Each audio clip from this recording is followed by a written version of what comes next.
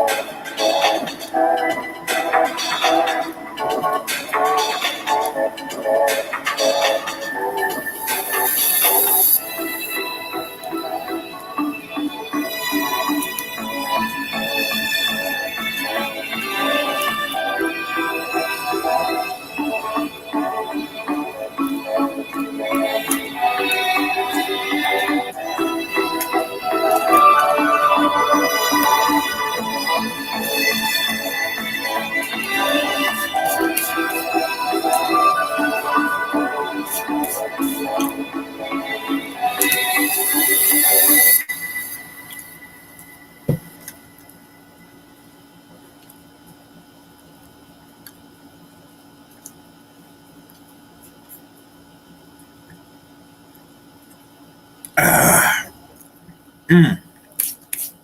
yeah. Welcome again to another stream, another episode by Chaos Rain. As I'm Chaos Rain here. And I'm just checking my message.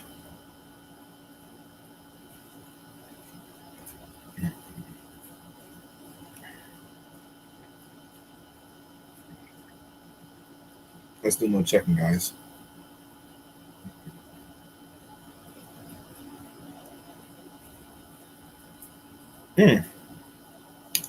Episodes going around.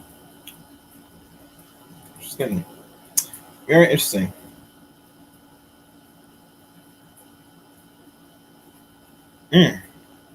Okay.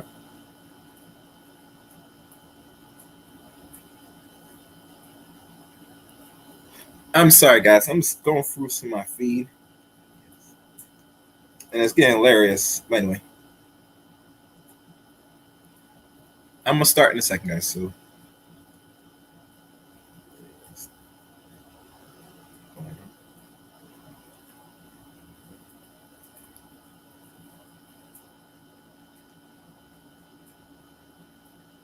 Wait for my guess.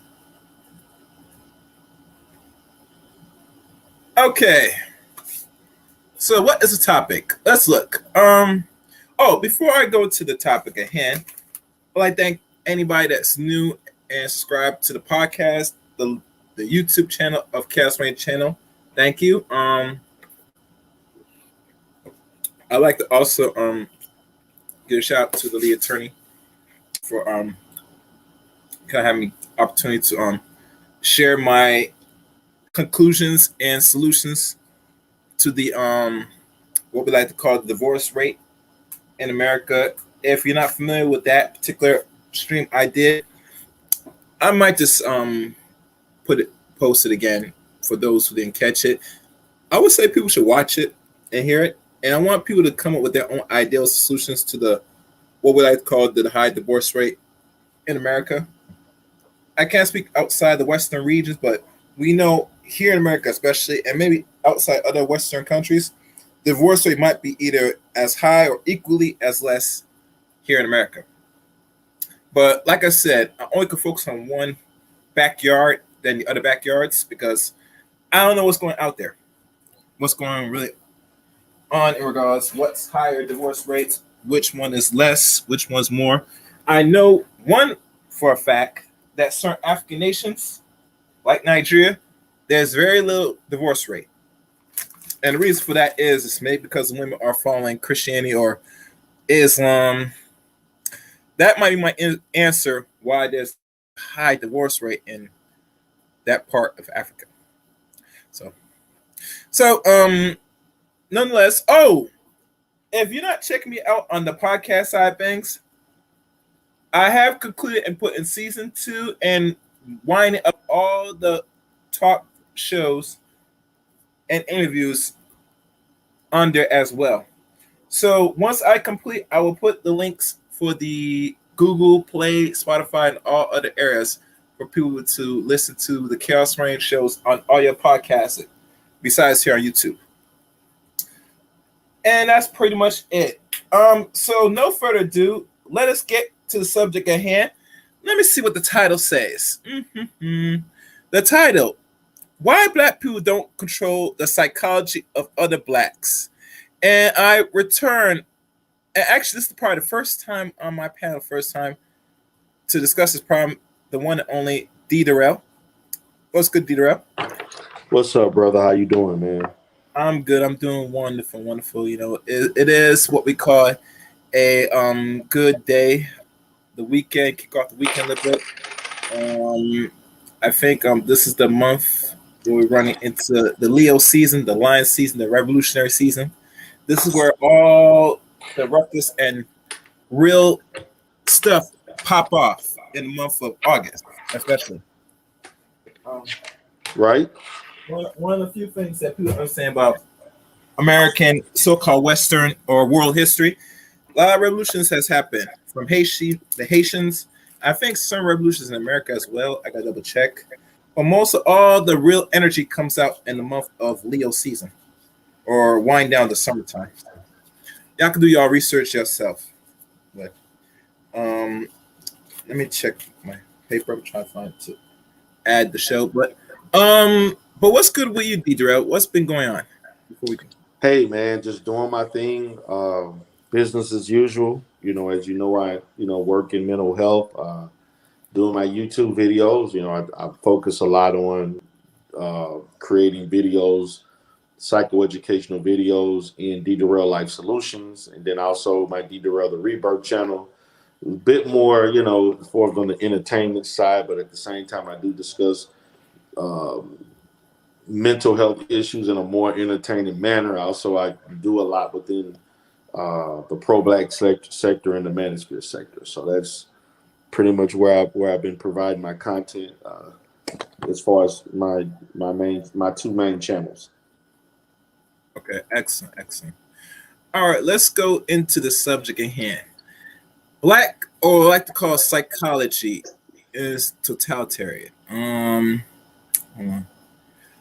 What is it with black psychology that people are not familiar with or have an understanding that why we don't take it or really look into it in regards to our form of psychology into the mind and psyche of the Negro? Well, when you look at black psychology, um, we have to understand that black psychology, when you is was basically seen as pseudoscience in its infant stages because it was mainly white people, um, quote unquote, putting us through a lot of psychologically damaging experiments and also publishing literature that spoke of us in a negative manner that was not necessarily scientifically found to be correct. Um, and so, black psychology today for us, as we look at it, um, has always encompassed a situation in which it's a reaction to the condition in which we have to operate under. The father of black psychology is a brother named Francis Cecil Sumner, who was basically the first African American to receive a PhD in psychology in the 1920s. And basically, when you look at that, the brother basically focused a lot on experiments that were geared towards debunking a lot of the negative stereotypes and the negative literature that previous psychologists and in the field of psychologists labeled black people. There were a lot of different things that stereotype, particularly black men and women.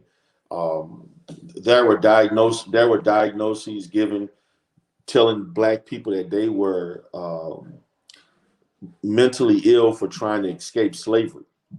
That there are all types of things for black men doing this or doing that, or basically stating a lot of those diagnoses were geared towards reinforcing that if black men try to escape, defend themselves, or do anything like any free person, then you're deemed somewhat mentally ill, that you should accept and want to function under that condition.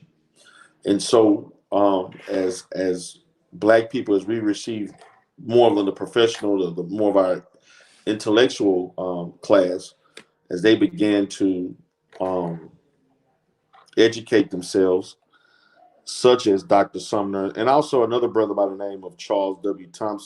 Thomas, also uh, was called the father of psychology too, and he also dealt with a lot of racial injustices and social action.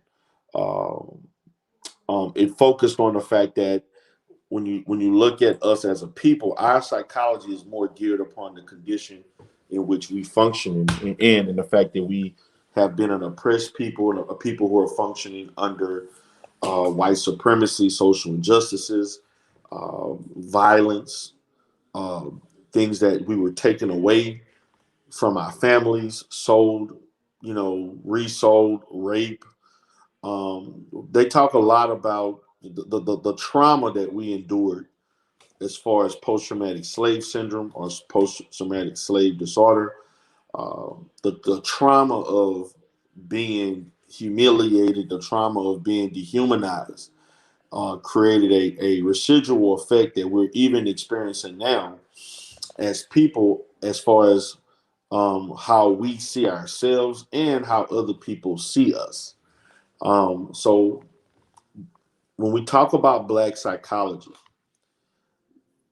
to me, it's relegated to people of African descent functioning under Western civilization, in which we are deemed unworthy of things that the majority culture is privileged to. And in that, it creates an environment where we react, we speak, and also the way we treat each other, colorism, um, the issues of matriarchy and patriarchy, marriage, dating, all things that involve how human beings function. When I spoke to I actually met Dr. Chris Wilson, and when I talked to her about the difficulty of some of my clients, she talked to me about the fact of how we operate under these conditions. If you read the ISIS papers, if you read Color Confrontation, and so forth, that the works that she created, it's all about the fact that we function under a system that pretty much um, affects our mental health on a day-to-day basis, because we're always considered in a negative light and we're trying to function, trying to fit in. And in that, our minds mentally, subconsciously or consciously, triggers us to behave in certain ways that may not be in our best interest. Many of us do a lot of different things that we're trying to navigate how we can maintain our Blackness, at the same time achieve success. And then you have those that totally deny their Blackness to achieve that, and so on. So Black psychology itself involves everything that we do culturally, everything that we do mentally, behavioral wise, as it relates to in this country, or if you look at it from the diaspora, functioning under Western civilization. Now, to me, in my opinion, I look at it more as African psychology. If you want to look at the totality of Black people around the earth, when you look at it, because see, the term Black culturally means those that are in the diaspora, those that are American.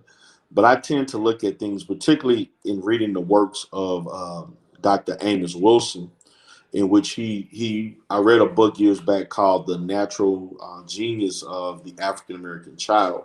And it kind of focused, and it had data that focused on the psychosocial development of African Americans, Africans, African children in the continent. And it also talked about how our psychosocial development, meaning how we develop and how our minds develop, brain develop, how that compares, and also how it compares to European Americans. And there's a lot of data in that kind of shows the fact that one of the reasons why the educational system is created in the manner that it is because they understand the psychosocial development that Black children develop at a higher rate than white children. And that's why I think, in understanding that they're not going to educate us properly. If they educate us properly, that means they're going to doom their ability to maintain power. And so it's not up to other people to educate us. It's for us to educate us. And even in the fact of them miseducating us, it is our duty to re-educate the things that they miseducate on. So that pretty much entails what Black psychology is, as far as the makeup as far as how we function day to day in this system, as far as our behaviors, our beliefs, our values, how we react to things, how we engage with one another, and so on.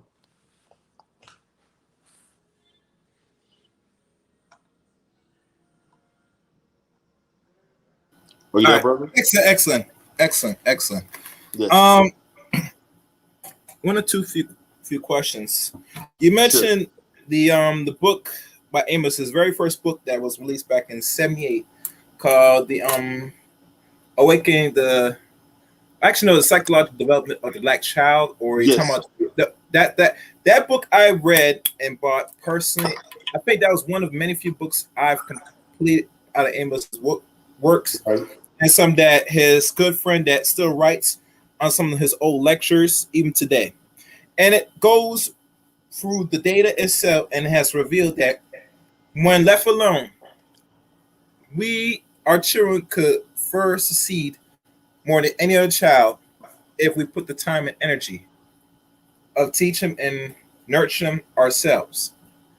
Having institutions, especially, will easily expunge the lack of performances, meaning reading, comprehension, math, because black children especially, move and gravitate much quicker once our people take control of the educational piece. And let's be honest, that these people knew this, and they knew this decades ago. Why do you think the Brown and Board education was the very first institution they took place to what they call integrate everything else? What they did first, they integrate what? The school system, correct? Correct. Now, people didn't understand why would they, out of all situations or all establishments, the first they start with education. And I never really think deeply why they did that. But now looking back, having this conversation now, it was necessity to start educating your children first, because the children that able to get the quality education, not you are still gotta be under control, And they already concluded after a few decades of someone building their own business, whether it was good or not, that black people were very much sufficient of that. They within a couple more generations, they can get out of their situation much faster. During the time of the 20th century and 19th century, look at the documentary How to Sell Negro. That came out in the 50s. Right. Correct. So they've been studying and watching movements of black people, black males and women, that these people are very exceptional. They move very fast. They learn much quicker than everybody else already through the data. And as a necessity, say, if we don't get this under control, within a few generations, much as 2 generations, they will not only understand that they've been hoodwinked, but they could oversee us in less time. I remember there was a story in a book called The Education of Negro, when Carnegie would have said best that after enslavement, the first 30 years, black males and women, those that got chance to the resource to read and learn basics, were able to grab it, learn it at a more quicker rate, understand it, and was able to far see that somebody that's non-black in this country that couldn't read and write. Right. In 30 years. That was back then, bro. That was a world record back then. So they know the potential of this black man, black woman in America. So it is a necessity, like I said before, to keep you deaf, dumb, and blind. Miseducation is a necessity for white empowerment and black servitude. There's no way around it. I agree. So when we look at the issues with our people, besides, our people want gear and want to be more white, that the first thing out of everything, we got to get to your head first. And look how deep, how problematic this is. Look at YouTube, out of all places. It's funny how most people don't understand that that they talk about the psychology of women and men, especially black males. And they always will think that because the black males have always had this psyche, that a lot of our people, including the boys, think that they were always not only dumb, but they're always geared to serve whites for a long time. And how I say this, D Derell, is a lot of men and women that's younger than us, they will come to spaces. Hello, Char. Do you want the link? Hold on, let me go Char link. Says she wants the link, so give me a second. That a lot of people don't understand that you are watching a space Excuse me. that's trying to teach you the faults of men, especially besides women, and you conclude that you cannot get out of your situation because the black man is not doing what he should be doing. You get me? Now I'm not drawing excuses that black men today, but we gotta be honest that this has been planned and orchestrated. That we today, as a people, are setting ourselves up for our own demise. Right? We like to say it or not. That we know what's the problem collectively, but we refuse to do what's necessity because our psychology, our mind is solely dependent and controlled, and think we cannot do without these people. It is a slave master and mentality. When you create a dependency to people and think that for you to get anything, you must go to me, you're still a slave. Not only physically, but mentally. So I don't know if you want to expound on what I said or go even deeper. As I check the chat, let me handle this chat.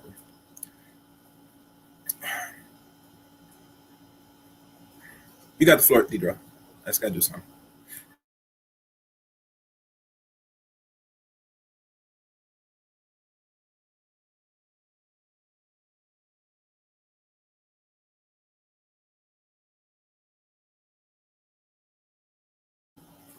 All right. Well, everybody's muted up. I'll keep going on. Hey, are you there? Can you hear me? Yeah. Here. Yeah, I'm sorry, man. I was on mute and didn't even realize it. I apologize. So as I was saying, we went from having a non-existence as far as our input into the proper way of evaluating ourselves in psychology, as opposed to now we have thousands of mental health professionals who are black. And I think that as far as the amount of psychologists, hold on one second. As D Derrell handles this, to reiterate what I said before, I don't want to sound like a broken record, but there's a deep embedded control mentally for the psychology of our people, whether it's trauma that we are inflicting on ourselves or something that's still traumatized epigenetically through, I guess, the enslavement. We still have a propensity and mindset that we still operate like an entity and think that nothing's wrong with us mentally and spiritually. To we think moving in this environment we are now, and we complain about the issues that it's like this. The blame game could only go so far, and to me, how I look at it is we talk about the mind of black people. But my thing at the end. Okay, I'm back, brother. All right, go ahead. Speak your thing. Okay, so as I was saying, as far as psychology itself, we have more of a involvement in how we are being seen and how we assess ourselves. And I'm a firm believer that even though I'm not saying that other races can't adequately provide services for us, but I think that when you look at a lot of the research that involves black people, which to me the hallmark of black psychology is the research. Everything that is done as far as the therapeutic strategies, models, and so forth, they're all research tested, experimentally tested first before they go into practice.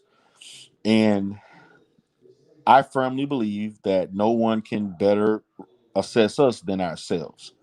Not saying that other people would not be adequate in doing so, but unfortunately, our experience in this country pretty much tells us is that other people will not assess us properly or in a genuine manner.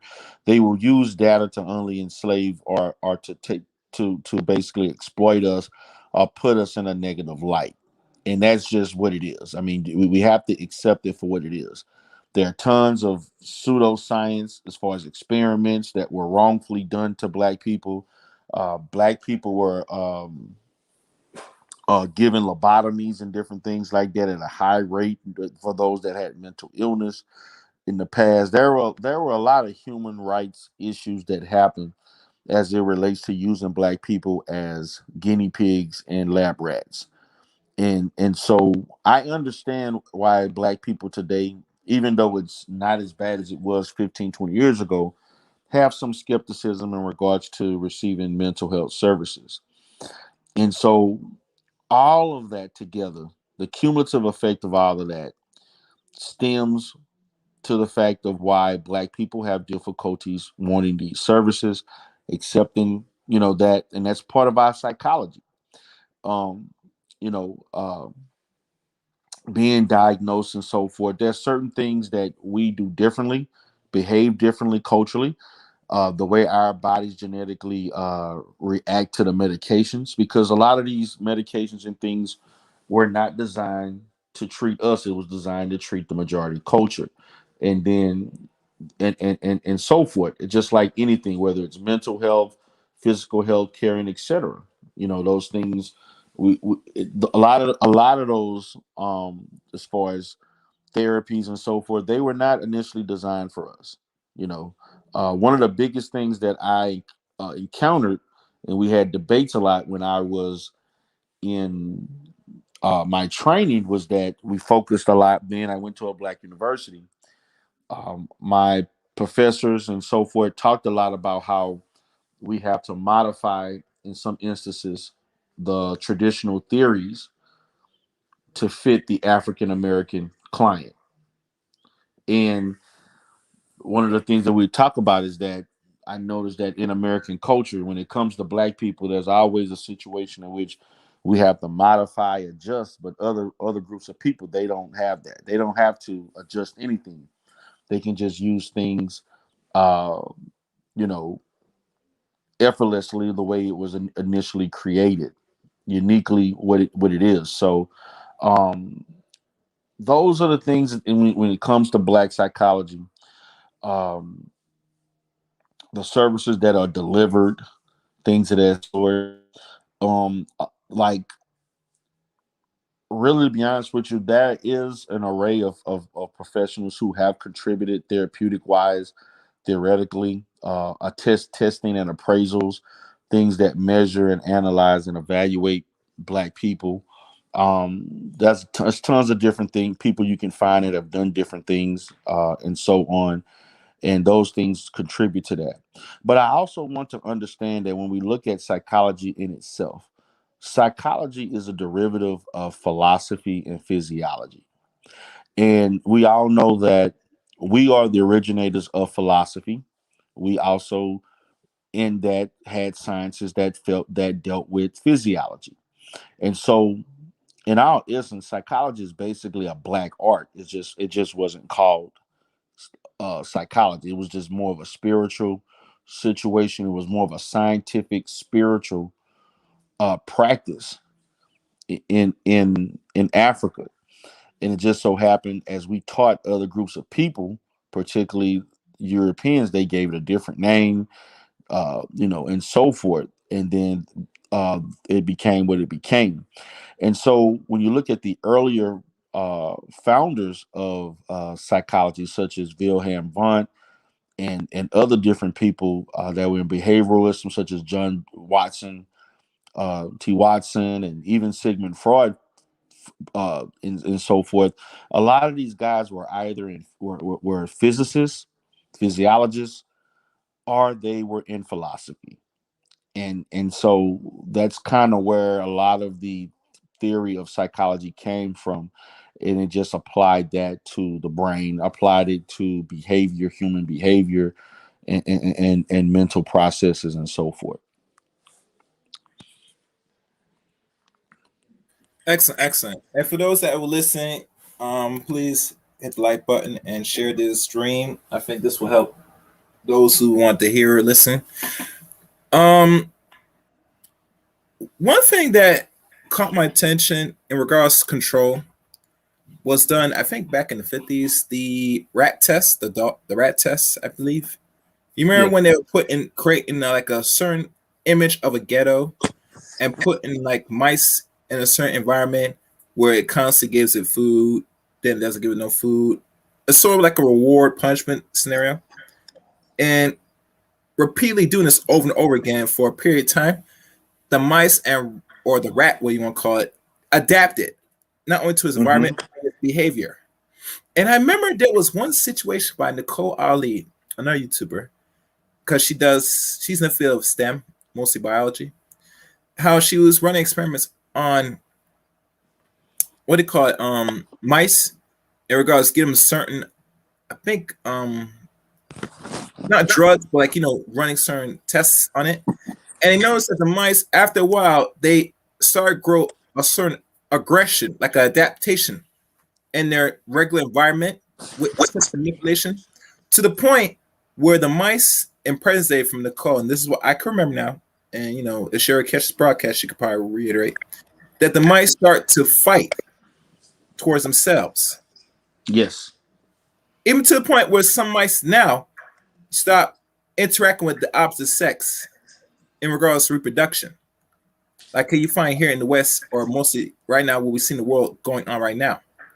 Because these people have manipulated the environment so much, like the mammals like them, which is the same, that we had to adjust and adapt to the environment that these people construct for us. That's causing a damaging effect in the long run for Black people. So when we talk about fixing the problems or really dealing with the sleep part, our people got to understand that it's going to take more just, the action. You have got a clear understanding who these people are and who the ones that's manipulating the environment and how you combat the environment effectively.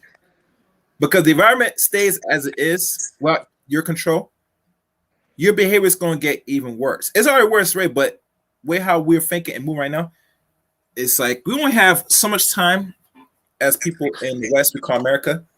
Even people that are ADOS, there's only a matter of time before you get amalgamate complete in this American social order genetically.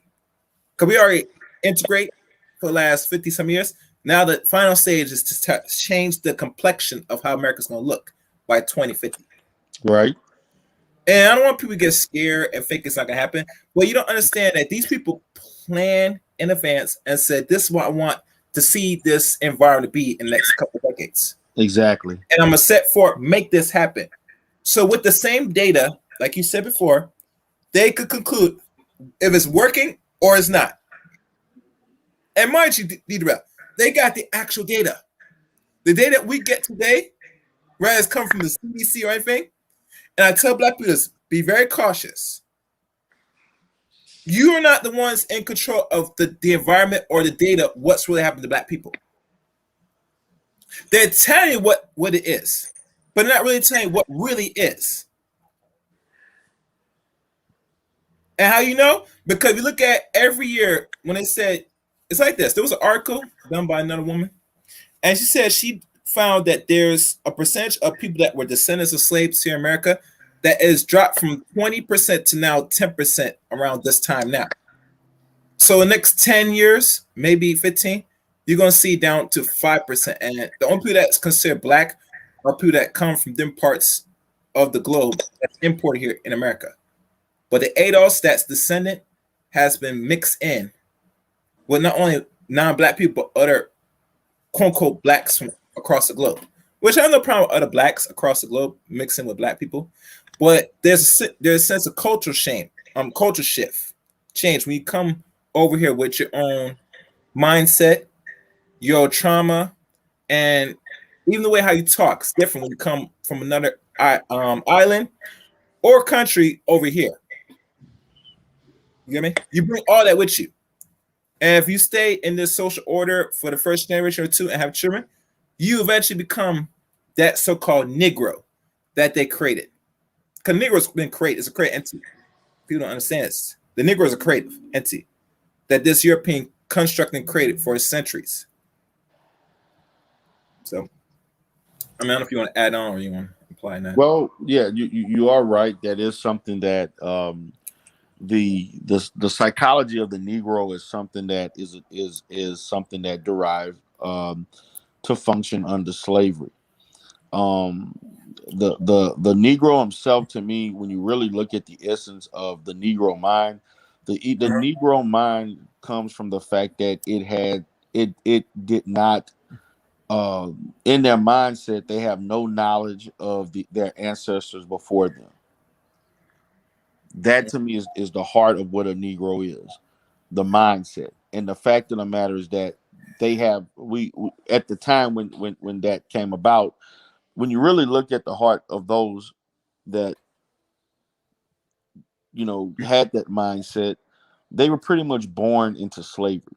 The original Africans that came to this continent still had memories and so forth, language that they pretty much repressed.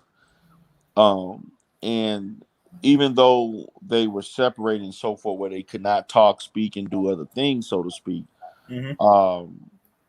they still had those memories, and a lot of them still carried those memories. A lot of them, still thought about those. They used those memories as a way of coping through the condition that they were placed in. But in the fact of them repressing and not being able to carry on their traditions, the Negro that the Africans that were born on this continent had no knowledge and had no teachings or anything traditionally that was African. And that to me, and that what made it easy to enslave us, because we had no prior knowledge of what was right or wrong or traditionally fit for us. And thus in that interaction we developed that psychological and physical and economic dependence on white people, because we saw them as the people who were free. We saw them as the people who had power, control, privilege. And so everything that the Negro, the African born into slavery, they put white people on a pedestal because they were in a condition that they deemed superior to the position that they were in. And thus we were attempting, although we physically and even somewhat from spiritual and so forth, and even carried on certain things that had some African uh, aspects of it, such as the food that we eat, the way we speak, the way we took care of ourselves and so forth. We never really carried in most of the what we think is that embarks upon what is uniquely African in itself. We basically took the genetic gifts that we had, and things like that, and we tried to make sense of coping in um, the society that we live in, which was basically in America being enslaved.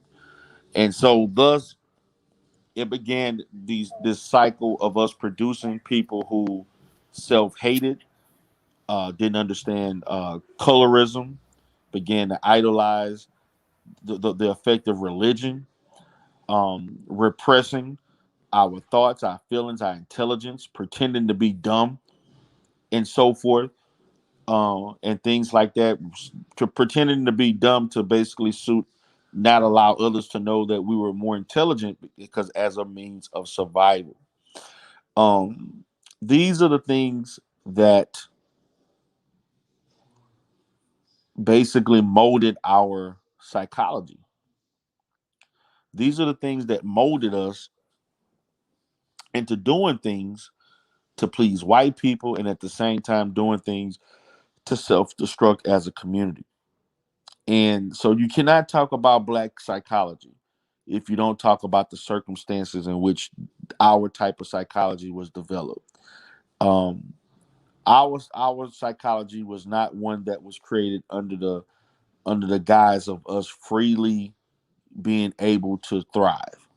It was basically under condition in which we were trying to we were trying to survive, and in that we continuously struggled struggled dealing with the people that have put us in this position. Okay. And so thus leads us to where we are now as far as our psychology. And the problem is that Black psychology is heavily affected by European psychology.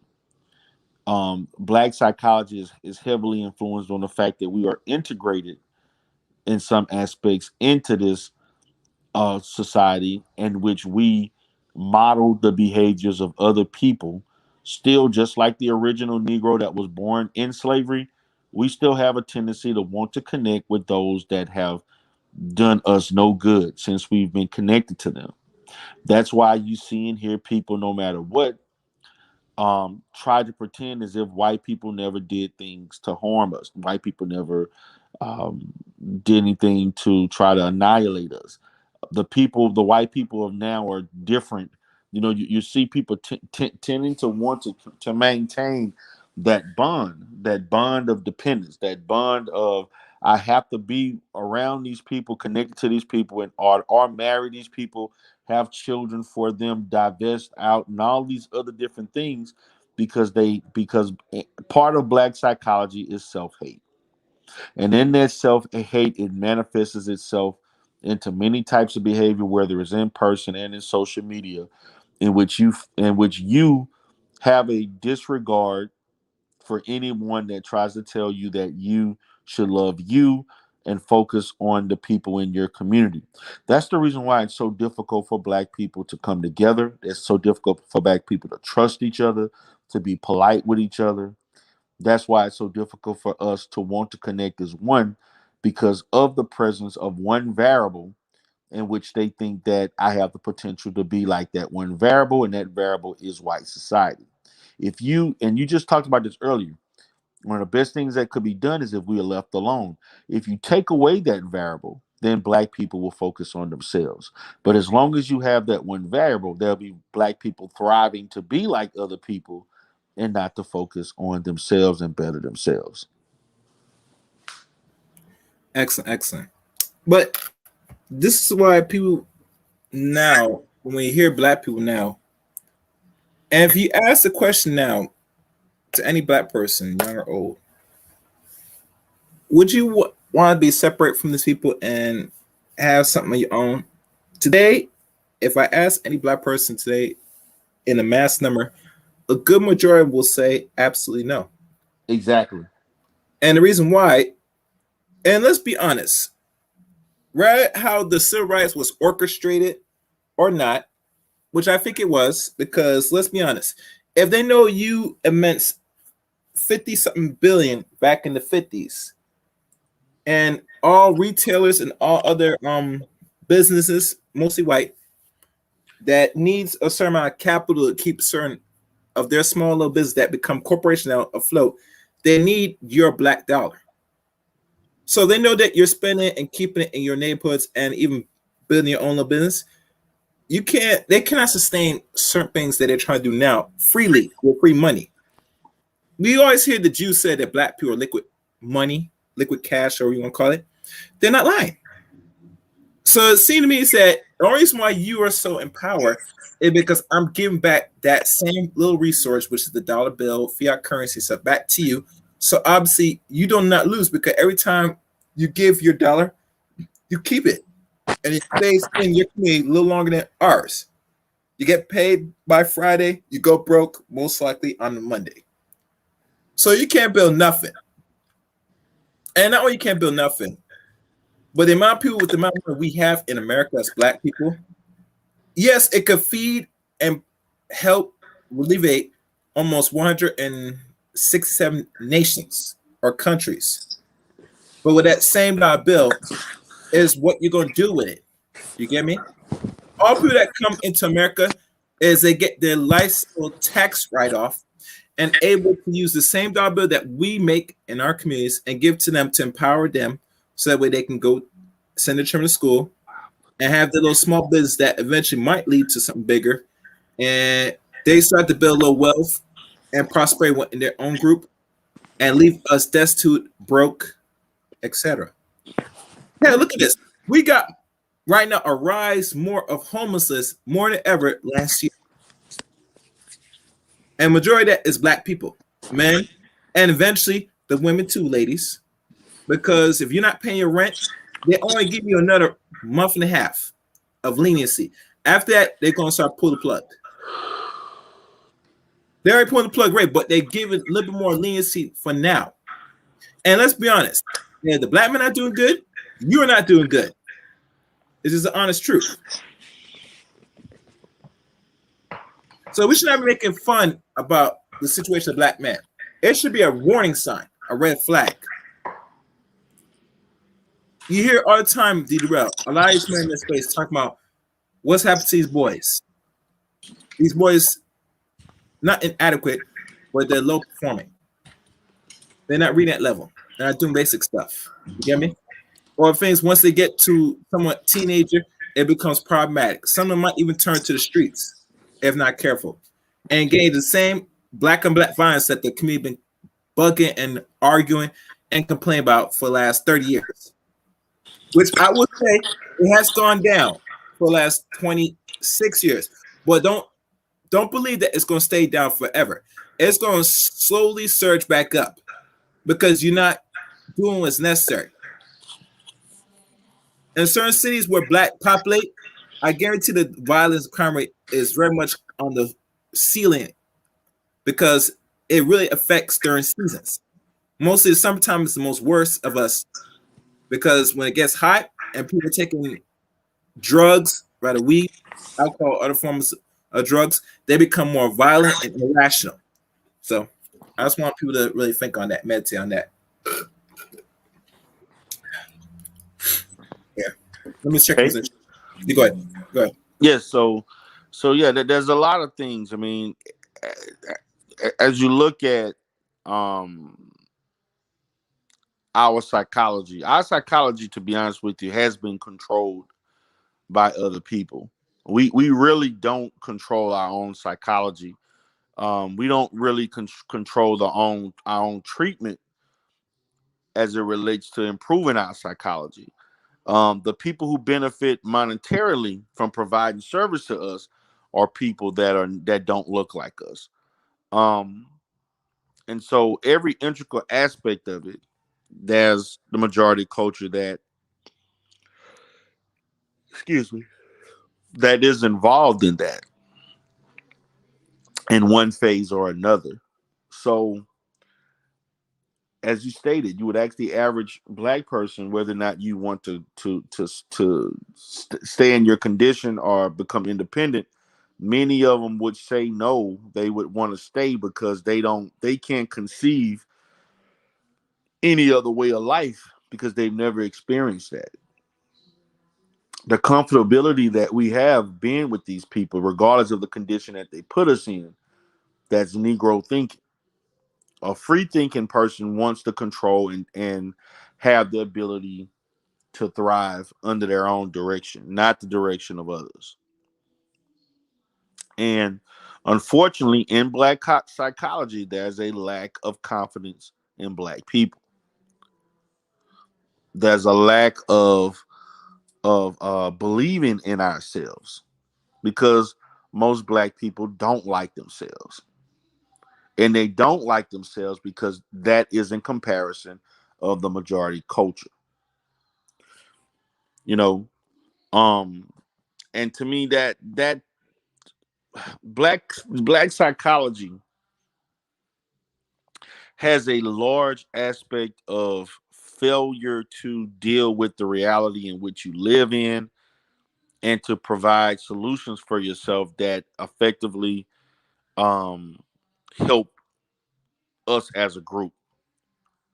Unfortunately, in black psychology, we look at how can I maneuver to somewhat mirror the success of white people, to feel like I'm white, to it may even look as close as I can to being white, and to view the world in the same manner as them, as a means not to survive, but as a means of obtaining true success and well-being as or just to feel or in a manner to feel human. All denial of everything that makes you beautiful as a person, being different and being black, that has no value. The value comes from other people. And that's why you see a lot as black people, when it comes to us doing things, we have a tendency to systematically react in a certain manner when we do things bad, but when other people do bad things, we respond in a more in a less aggressive, less intensive manner. That's why black people have a difficult time supporting businesses. Mm-hmm. We're failing to marry each other at rates that we Mm-hmm. should be. Yeah. Um, we have issues getting along with others in work and other aspects of society because we have this innate dislike for people that looks like us and that automatic negativity because we don't like the fact that these people reflect what we don't like when we look in the mirror. And when you get around other people, you tend to act, respond, and do things that are beneficial to them and not for yourself. Mm-hmm. Because you wanting to be like that. They possess things that you don't, which is non-blackness. They don't like being black. We don't like as a whole being black. Mm-hmm. We have issues because we've been conditioned and programming to not like blackness. And to me, that's the biggest danger of education and integration, because integration reinforces black hate and white worship. Mm-hmm. And that's why when integration started, black people abandoned their businesses and they supported other businesses of people that don't look like them because they assume because it's white it was better. Mm-hmm. That's black psychology. Mm-hmm. Okay. Okay. Um, Not only that, but it goes back to the aggression of the Negro is much more passive and soft and docile once he see a white face, and that's by conditioning. It goes back to the dog tests. Remember when the first dog test was presented back almost actually 71 years ago? That they test the psychology of the child and what they view as beauty and ugly. And more than 90% or 100% of the time, maybe, I'm not sure what the percentage is, that black boy and black girl will choose the white doll than the black doll because in their back of their mind, right, as genetically or whatever, because they got to learn this from somewhere, that they deem that the white image is much more beautiful, friendlier, and more godly than themselves. They look at themselves evil, ugly, another form of the devil. And I use the word devil loosely because people don't understand why it's the devil, because they give you the image of what is good and what is bad, what is God and what is devil. Image shape your reality, ladies and gentlemen. If they could give you an image what is good and what's bad, you're gonna go in this environment and pose no threat to the opposite because you look at them as something as superior and godly, like because they already pose what is good and bad. That's a form of control, the highest form of mind control, to show you what is good and what is bad by the perception of images. And Amos would have said it best. Not only they got you the image round, but it gets you from the written word.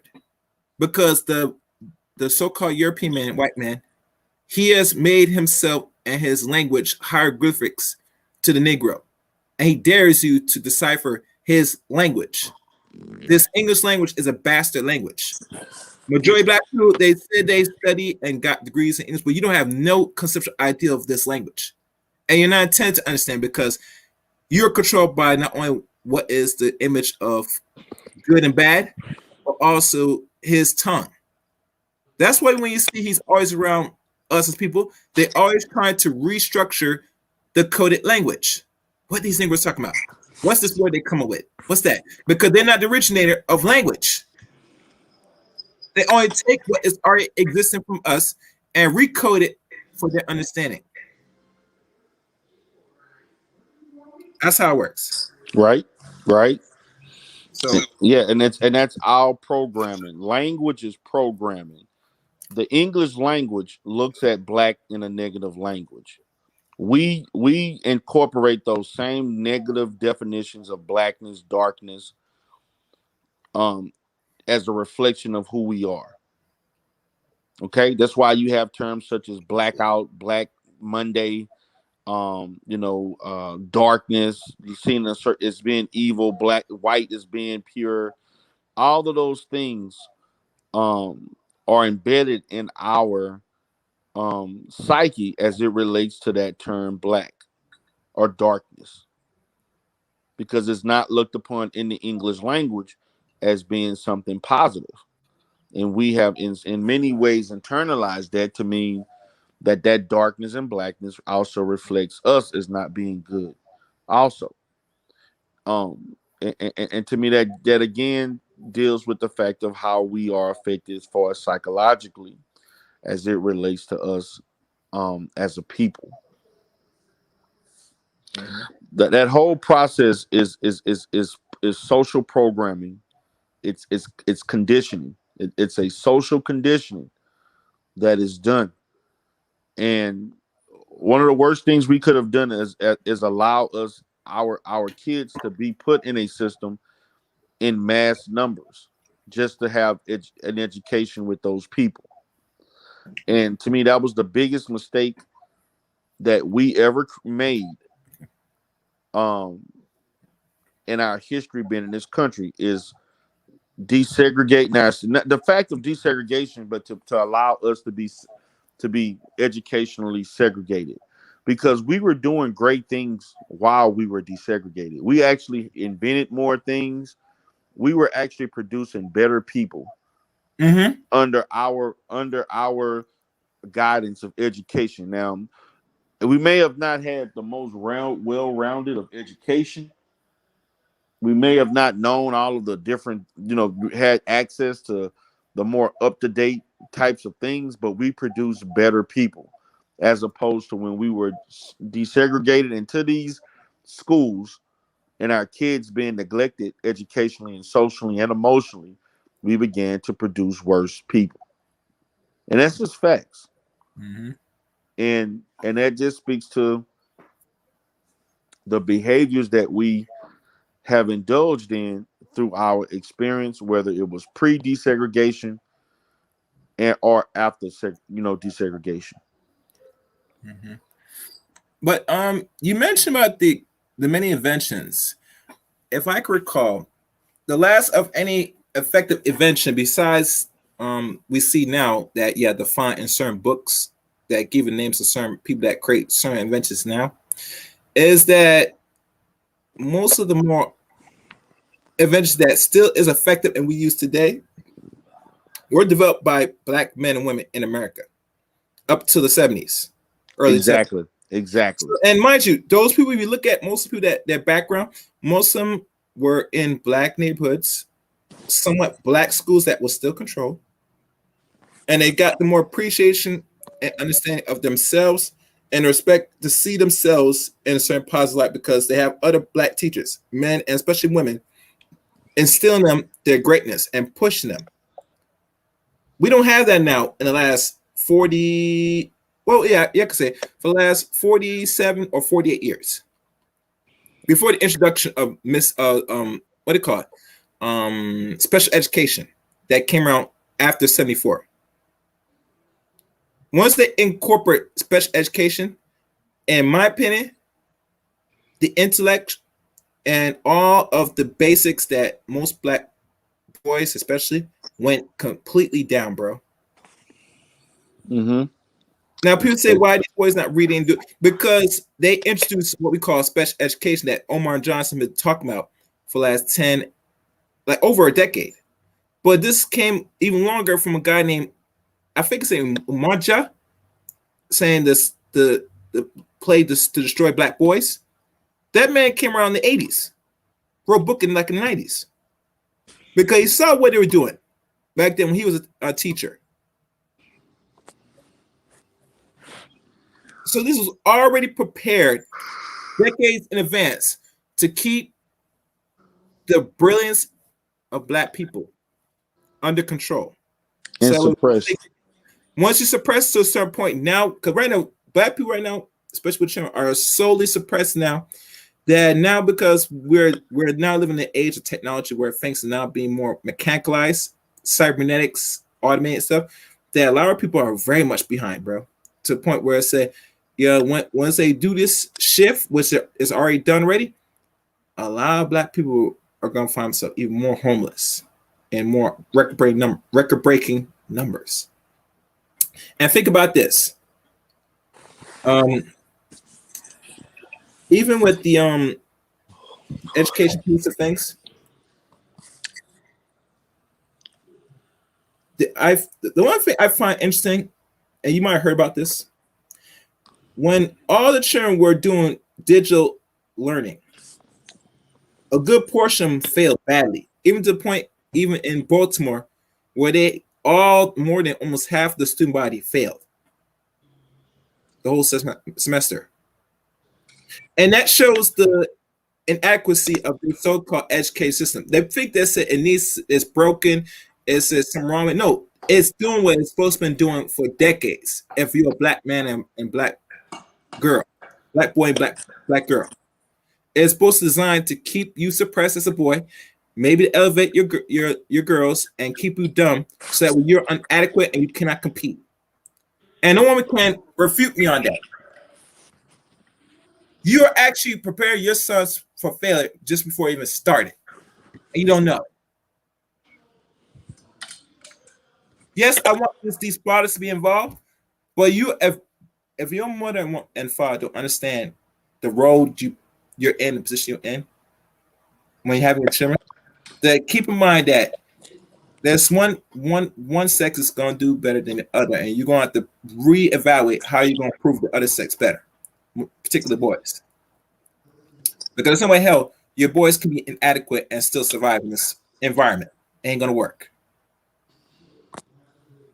They're gonna fail before they even start. And as times get harder, they're gonna do two things: get bored with the work, or they just can't handle it and just drop out. Now, I'm not sure what the dropout rate now, in regards to the school system for boys and girls. Are you familiar? Or you know of the rates now in present day? Or have a glimpse?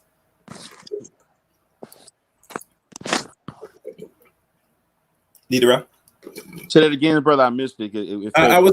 I was saying, do you know the percentage or the average right now of many boys and girls that's dropping out from after 8th grade going to high school? Oh man, it's what I can say. It's a decent, healthy rate for black girls, but it's almost like less than 40%, less than 50% for black males. Is that a crisis level for black men? Black boys dropping out of high school. Okay, so they're still dropping out of high school. The truancy, black males have the highest truancy rates of any group of kids. Okay. Wow. Yes, it's not good at all. So it's still failure where they're still dropping at a staggering rate. Yes. From what last time we knew about it 20 years ago. Yes. So it tells me say that now that these boys are dropping out still dropping out faster.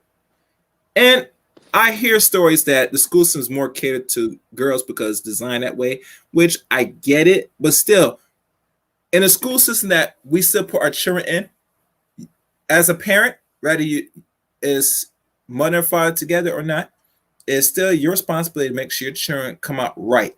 And one of the few things is to make sure they get a decent education, that they're coming up to level, so they get the basics down pat. If you're not doing that enough, depending your sole destiny of your children into these people's institutions, you're just setting themselves up for an early grave. And we've seen it constantly. Why do you think that with education, when integration happened with the school system and with us as collective, they remove all black teachers and put in white teachers, especially white females, because they know saying that these white teachers are going to do everything possible to miseducate your sons and daughters, especially your sons. Right. And here's the funny thing about this. I hear a lot of black people, black women complain about colorism and the saying about why these boys are dating out and this stuff. So look what your son's absorbing, what they're digesting every day. White ideology or white images. The representative of beauty is not you, it's them. So what happens when he gets and learns the basics and proceeds and comes up and excellent? You think he's going to try to take one woman of his own or take one of their own? I mean, it goes back to common sense at the end of the day. I don't say it's right or wrong, but we got to look at the psychology. You're raising your sons to like and respect Becky. Yes. You hate racism? You hate them dating out? Then you got to do something about the school systems. You got to cut back what they digest as the beauty and likeness. That's the only way you're going to combat that. I remember I had this conversation with Rashida Strawberry. I always ask her, how do you bring the positivity to your black children in regards to respecting their skin color stuff? You know what she told me? She reinforced the importance by putting images, explain the beauty. Keep reinforcing to her children why it's important and seeing the presence of black excellence and black beauty. How many people today, D Derell, that's in their household that are black parents, both or single, doing that? Enough with their black boys and girls. Not enough. So right there, what's going to happen once they become adults, especially boys? You make it really easy for them to date out and complain about like this is their thing, like they genetic inherit, which is nonsense. But I tell you, brother, when I hear women talk, if we want to go there, they sound stupid as fuck. I mean, really, we got to use common sense here. Either you know better or you're just gullible. I've seen this, I know this. You've seen this and know this. But why are they still playing this game? Like these boys going to come out your womb and come out so perfect, loving you all stuff, and they don't see no representation of any excellence, respect of beauty, the importance. You put a lot of pressure on these young black boys that become men to really love and respect and only be with the race long term.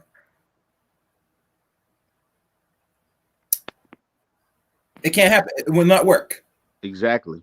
It will not work. And if any woman thinks that you have black boys and you think this come out your womb and then they should respect and then do for the community, I would say you need to go see a therapist and get some serious help psychologically. And stop listening to other women that tell you this bullshit because they don't know what the fuck they talking about. But this is just me. I'm just keeping it real. Right. When I hear this, it goes back there and said, we need actual people that's in these fields that really is well read, knows the thing and knows what is things we should be doing already. It should not be rocket science. It should be something that black people should have a clear understanding.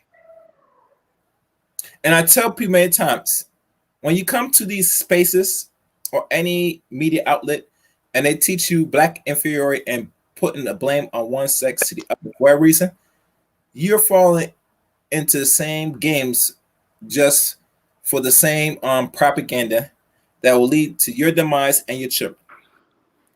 Because that same mindset is going to be instilled to the boys and girls that you going to birth or raise. And I'll be honest with you, bro, because a lot of black people don't want to come out of the situation and they don't want to come out of integration.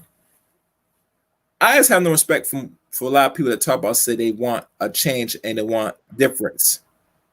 They're not tired of the system, D Derell. They love the system. They flourish in it. They say these things to the opposite sex just for fun and game for their own benefit and their own greed to make money. But in regards to really looking at the real facts, what really is causing the problem, they'll ignore that. We deal with a lot of hurt, broken people throughout the internet. While they're still broken, your children get even more broken. And the one thing children are going to do once they become adults and they get old enough, they're going to fix their problem. And most likely it's not something that they're not going to like. They're going to go in the genetic level. And so I'm just going to change my genetics by procreating with somebody that's non-black and creating something that's less than, and eventually in 2 generations, I create the dominant society. That's how it works. They are self-annihilating themselves. Self-hatred, which will lead to self-defeat in one of Amos Wilson's lectures. And the psychology negro is that once you're at a self-hating stage as a people or as a group, wherever, the only thing that's going to be in your future is you are self-defeating, and with self-defeating leads to extinction and your own demise. And he called it out 20 years ago. I'm actually roughly almost 30 years ago. Yeah. Right. So these scholars left the information here. And they left it here so they know, say, what is here already and what's going to happen in the near future if you're not careful. Marcus Garvey said best that he said that if you're not careful, you will die in the poisons of Western civilization. He mean living around these people that colonize your mind will soon lead to your demise in the physical realm with your body as well. Wherever the mind goes, the body follows. I control a man's thinking, or I say, if I control a group's thinking, I don't have to worry about your actions. You're going to lead to the back door. You will lead yourself to suicide prematurely without even lifting a finger. So, and if so. Moving on, let me see if anybody else has in the chat room. I might put the link. I see a lot of people. Well, brother, I'm about to. I Okay. can stay on for a little bit long because I have to. Coming up, I have to take care of. That came up, man. That I got a text, but I can stay on for about maybe 10, 15 more minutes. All right. Well, I'm probably gonna keep you here for like another 6 minutes because I just want to see if anybody want to come on and add on to this. So I will put the link here for those that want to respond. And there was a lot said. I want people to hear this. A lot said. So please, if you want to come up, you can come up now. I'm not gonna stay up here long. I think we lay out the premise. Oh, and one thing to really answer up. Well, when we do wrap this up ahead of time, is that I'm not sure the question was asked if you answer already. But why you don't think more of our people want to control the psychology of our people, and so let the enemy control it for us? The reason why we don't control our own psychology is because we function under a system that's not in which we don't control. It's the system of white supremacy that controls the black psychology, because in controlling the black psychology, that what keeps us in the position that we're in now. If we controlled our own psychology, we would be in a better predicament. And because we don't, that's the reason why we're in the predicament that we're in now. So that's my basis of it, because everything that we do to function is basically something that is ingrained in American culture. Even though we may have a say in the influences of American culture, things that we've done, but as far as the control, as far as economics, education, and the access to resources and so forth, that's controlled by somebody else. Okay. And that's the reason why we don't control our psychology. If we controlled our psychology, then we would have access to those things. We would control those things, and also use the benefits of that to improve ourselves.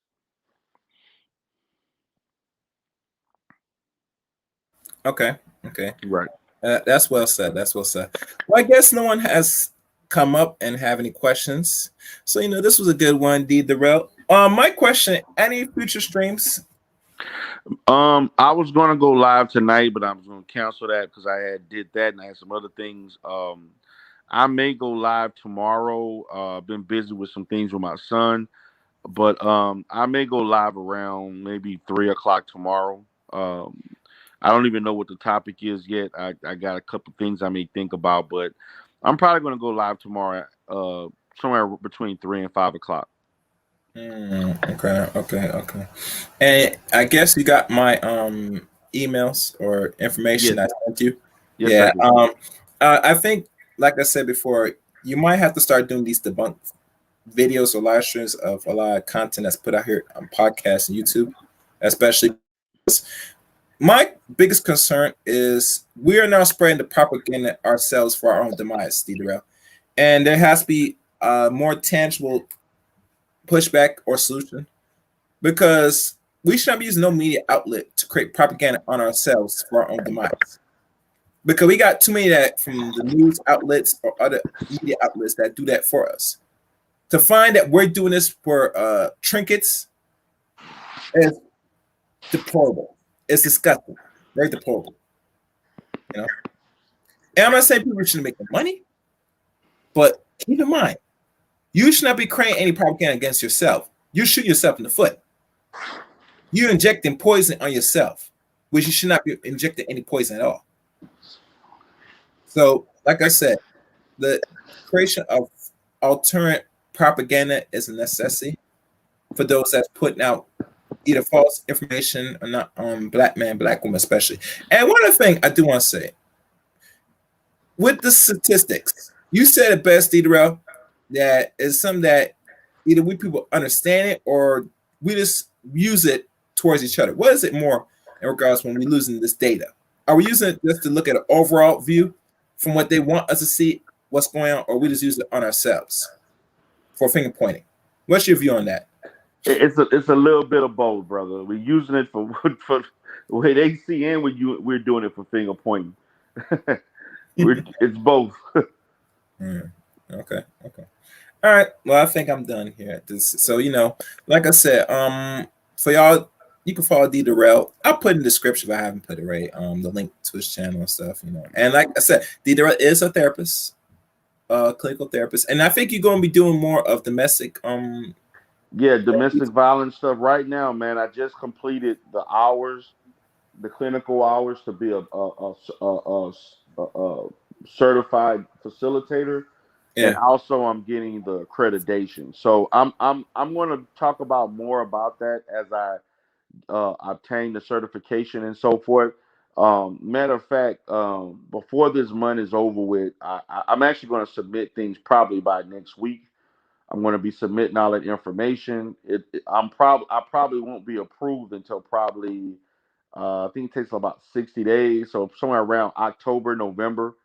Once I do become certified, I will go in detail with a lot of the information that I have that talks about domestic violence, that talks about the things that's talked about in these spaces. I will also carry a lot of information that will debunk a lot of the misinformation in this space about the toxic relationships as far as with black men and women and so forth, and what leads to domestic violence. I'm kind of holding back a little bit, even though a lot of this stuff I knew, but in the process of me doing a lot of this continuing education stuff, it has refreshed my mind on a lot of different statistics and information and techniques and so forth of engaging in this area. So I'm just going to basically hold off on that until I have the full credentials and to speak on that. All right, excellent. Can't wait. And like I said, we're gonna have our calling show. Next time. So you already know the dates. Sure. So okay. For all those that was listening, make sure y'all hit the like button. I'd like to hear from y'all. Put your thoughts and opinions in the comment section at the end of this stream. I'll read it. And also, if you share it, I appreciate it as well. But like always, people, you know where to catch me. All right, brother.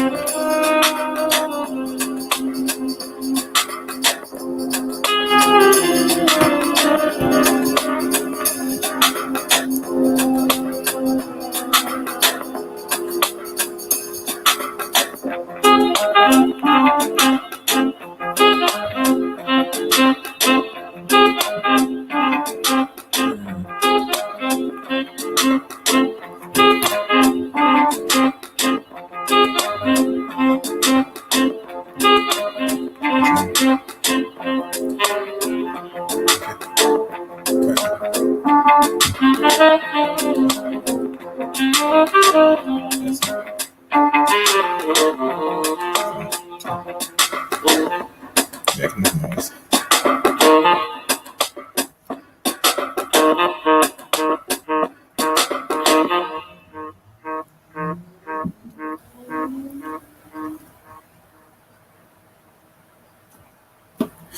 The chaos.